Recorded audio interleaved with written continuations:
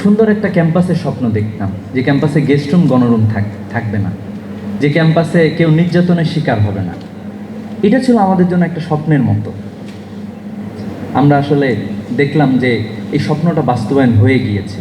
আমরা এরকম একটা ক্যাম্পাসে আমরা দেখতে পাচ্ছি, এখানে গেস্ট রুম নাই, নির্যাতন নাই, অন্যান্য বিষয়গুলো নাই। সৎ পরামর্শ চাইছি, আমরা কিভাবে আরও বেশি শিক্ষার্থীদের কল্যাণে কাজ করতে পারি এ সম্পর্কে আপনারা পরামর্শ দিবেন। অর্থনৈতিক দিক থেকে হোক, সামাজিক দিক থেকে হোক, সব ক্ষেত্রে ঢাকা বিশ্ববিদ্যালয় প্রতিষ্ঠা শুরু থেকে নিয়ে এখন পর্যন্ত সর্বোচ্চ কন্ট্রিবিউশন রেখে যাচ্ছে। প্রাইভেট ইউনিভার্সিটিতে পড়াশোনা করতে অনেক বেশি খরচ হয়, তো সেই জায়গা থেকে ঢাকা বিশ্ববিদ্যালয় এই জিনিসটা কোত্থেকে আসে? এটা গ্রামের একজন সাধারণ কৃষক তার পরিশ্রমের জায়গা থেকে আপনাদের পিছনে খরচ হয়। আমাদের কালচার এরকম না যে ইউরোপ আমেরিকার মতো, ওইরকম কালচার আসলে আমাদের না। তারা ব্যক্তি স্বাধীনতার কথা বলে তারা ব্যক্তিকে পরিবার থেকে আলাদা করে ফেলতেছে, ব্যক্তিকে সমাজ থেকে আলাদা করে ফেলতেছে। কিন্তু আমাদের সোসাইটিতে আসলে এরকম না।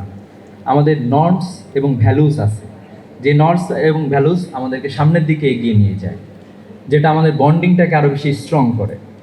আজকে তোমরা দেখবা যে ইউরোপ আমেরিকার লোকজন আফসোস করতেছে নানা জায়গায়, তারা পুরো পৃথিবীব্যাপী লড়াই সংগ্রাম লাগায় রাখছে। ওইখানে গবেষণা হয় কিভাবে আফ্রিকার দরিদ্রকে আরও বেশি বাড়ানো যায়, ওই দেশগুলোকে কিভাবে যুদ্ধের আরও বেশি যুদ্ধক্ষেত্র বানানো যায়, সিরিয়ায় যুদ্ধটা আরও কিভাবে দীর্ঘায়িত করা যাইতো, এই চেষ্টাগুলোই তারা করতো।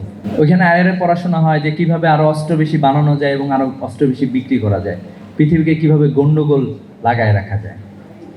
কিন্তু আমরা বলবো যে আমরা একটা নতুন বিশ্ব আমরা বিনির্মাণ করবো ইনশাআল্লাহ।